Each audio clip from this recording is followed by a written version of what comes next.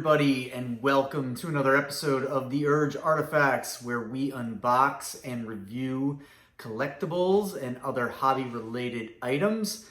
My name is RJ, and today I am super pumped because I have some brand new books from Games Workshop and BlackLibrary.com. Back to the Horus Heresy, which you know I love to do. So today I have two books. Box number one has the new Primarchs series book focused on Rogal Dorn. And box number two, I've been very anticipating. It is the next book in the Siege of Terra series, which is Echoes of Eternity by Aaron Dembski Bowden. This is all about Sanguinius guarding the Eternity Gates. I've started to see little posts online and on social media about how great it is. I've avoided every single spoilers so far, and I'm just really excited to get into it. I've been reading the third book of the Fabius Bile series, and that's getting put right to the side so I can jump into this. So today we're going to be opening the two orders. We're going to be looking at the cover, some of the inside art, the tables of contents, things like that. We won't be doing any spoilers besides the dramatis personae, and we will go through all the characters. I'll kind of chat about some of my thoughts when we're going through that and maybe things I'm hoping to see. So let's not waste any more time. All right, guys, here we go. We got the two boxes here. We'll open these boxes and then I'll zoom in from another angle as we go through some of the contents. But first, let's make our opening cuts. Being careful not to damage anything. Try to be quick about it, as we have done this before. Okay, so book 1983. So we will open this in a second. And now we will go Siege of Terra. All right. This one's a little bit thicker of a box. 2672.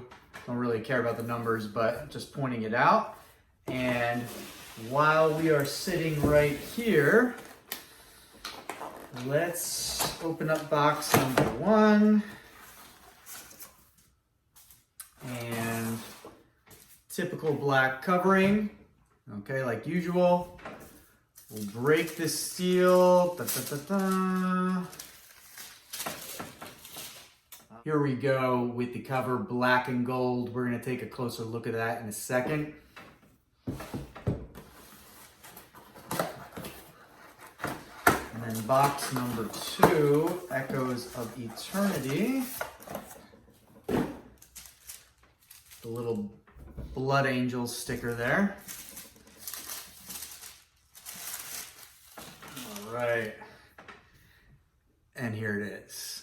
Okay, so let me switch views and we'll look at them closer. Okay, here are both books side by side. The Primarch books are a little bit more vertical, a little taller, but Echoes of Eternity is quite a bit thicker. So to start, we will put this to the side since that's the main course, and we will focus right on the Dorn Primarch book. Very intricate on the front. Love the gold, but that's what we expected. Rogal Dorn, the Emperor's Crusader. And then if we go to the back, let's read it. To go forwards, that was the command, to succeed where the other expeditionary fleets had not. You retrace their steps and call it success. Look at this map and tell me, brother of Caliban, which of us has traveled the furthest from the Emperor's light? Who among us has actually braved the real darkness of the Ocula da Noctis? Interesting. I'm assuming that's Dorn obviously talking to Lionel Johnson. So that'll be a good interaction with this book because I haven't really, or I don't recall seeing them much over the whole series interact with each other. So looking forward to that. There's a little star of the Templars, I believe. Internal art. There's Dorn. That may be Sigismund right there. Who knows, not exactly sure. And let's take this out. It's actually a pretty colorful picture if you look at it all at once. Slide that out. Then obviously we have the nice gold pages. And in opening it up, we'll just do a very quick skim through. You know, it's standard, just like all the other Primarch novels. So really excited to get reading to that one. I still have not read the Mortarion one that precedes it, so it's going to take a little bit. I'll probably read this book and then hit up both those Primarch novels. Very good. And now coming to Echoes of Eternity. We've been waiting so long. Everybody loves Aaron Dembski Bowden, and you can count me amongst them. Very thick spine. I mean, it's always interesting. We're going to have to compare this to Warhawk and some of the others. Also, the gold edges, like all of them are. And let's check the back. They would tear down the Eternity Gate and burn the Sanctum Imperialis to the ground. They had the numbers, the defenders did not. So let it be spoken, so let it be done. Terra would soon be theirs. I love that line right there. That reminds me of the quote, so let it be written, so let it be done. I remember that from the Ten Commandments movie way back in the day with Yul Brynner and Charlton Heston. Ramses, the Pharaoh, would always say that. So let it be written, so let it be done. Or so let it be said, so let it be done. Cool little throwback. You get the Blood Angels wings and teardrop. And so let's go in. So we're obviously not going to spoil anything, but we will go through the dramatis personae. We'll go through the map, and we will look at maybe the Primarch pictures in the back. There's the cover with Sanguinius defending the Eternity Gate. There's Aaron's like very metal signature. I love it. Ooh, look at this. Very toward the end. I have no idea how that's decided. There's the color picture. Awesome. We've all seen that a million times by now. All this books and audios. The intro. Okay, let's check the inside. All right, so a little intro bringing us up to what stage of the siege we are in. So this is always a little difficult to do with one hand. We'll just skim it. We know the limited edition maps will come out later, and I'll get those. And as expected, really focused on the center of everything. There's the Eternity Gate, guarding the Sanctum Imperialis. What do we have on the outskirts? Okay, all these things are probably heavily under siege or blocked off. There's Bastion. I believe that's where we last saw Rogal Dorn. That was kind of like his central command. And we won't go into a lot of detail here, but you know, if you guys pick up anything as you're looking at the video, that is fine. All right, so let's go from there. All right, and now here we go. Always my favorite part, the dramatis personae, where I really get all the thoughts of the plot start running through my head. So love it. The first two people featured, the Emperor and Horus. I really hope we get at least some good lead-ins. We know they're going to be featured in the last two-part finale that was just announced, but we need more of them. You know, I really like John French's things in the Solar War where they were interacting in the warp.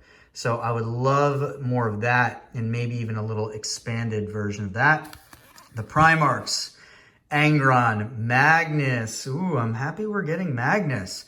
Rogal Dorn, Sanguinius, and Vulcan, the Last Guardian. I love that. Down there guarding the gate. Very good. Sometimes they add these new little nicknames, and it's very cool. Custodes, we have Diocletian and Hanu Masarsi. Not really sure who that is. Also interesting, we don't have Valdor in here, so we'll probably see him a lot in the next book. Love that we have Corswain. He had a big part in Mortis. Diophobus, no idea who that is. Emperor's Children. Shibin Khan, awesome in Warhawk. Good to be seeing more of him. Rykath, oh, a space wolf. No foes remain. Very interesting. No idea what he'll be up to, but I love it. It's from the Third Company. Archimus and Fathmir Ron, need to have those guys, especially if Dorn's in the book.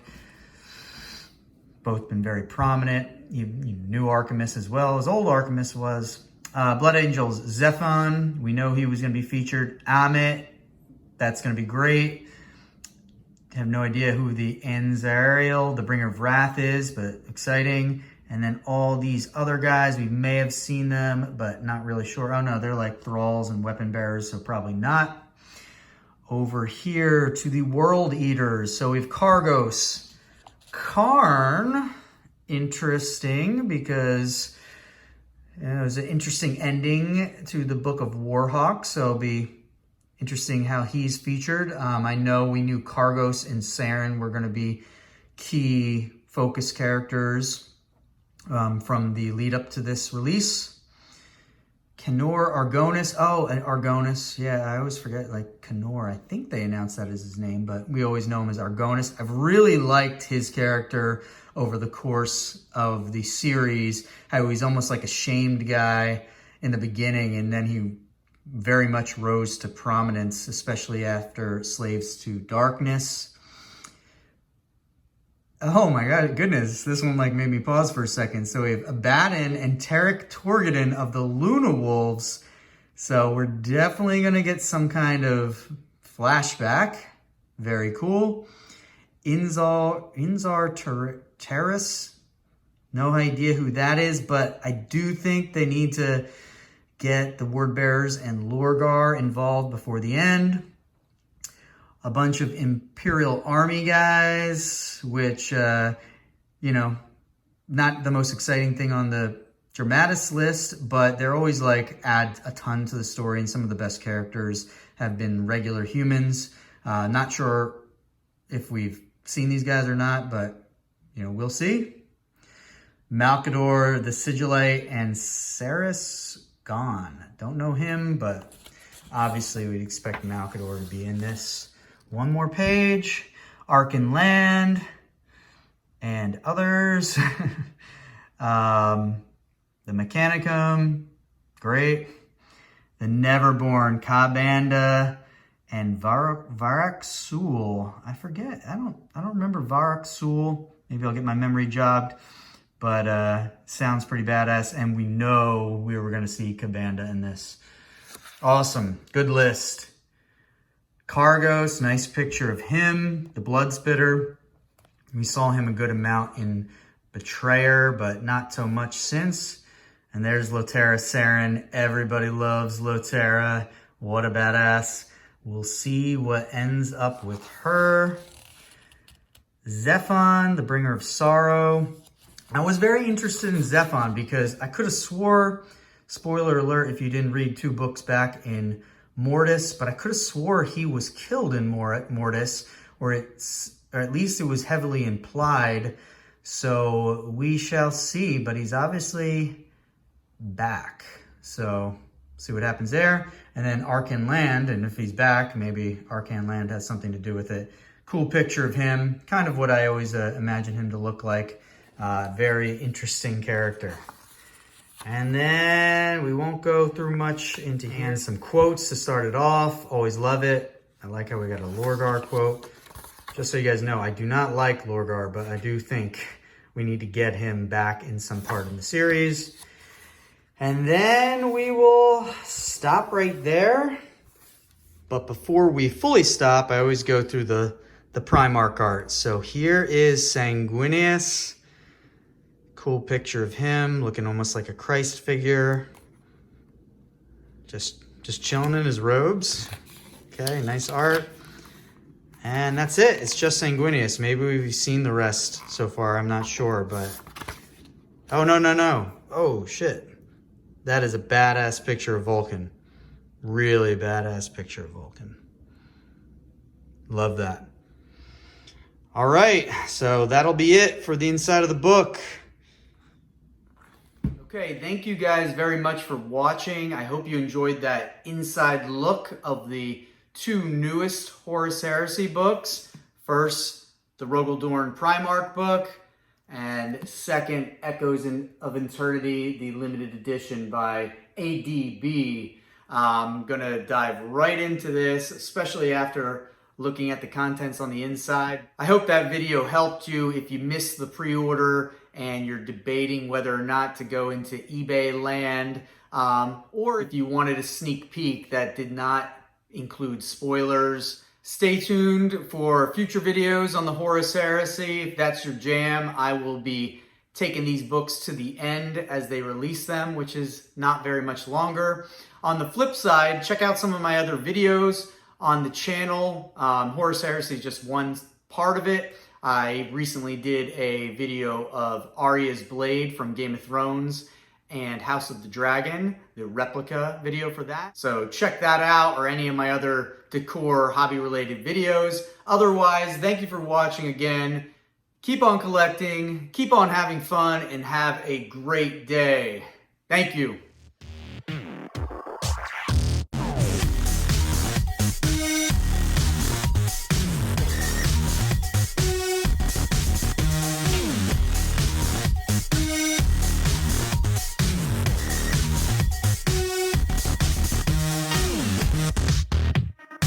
We'll be right back.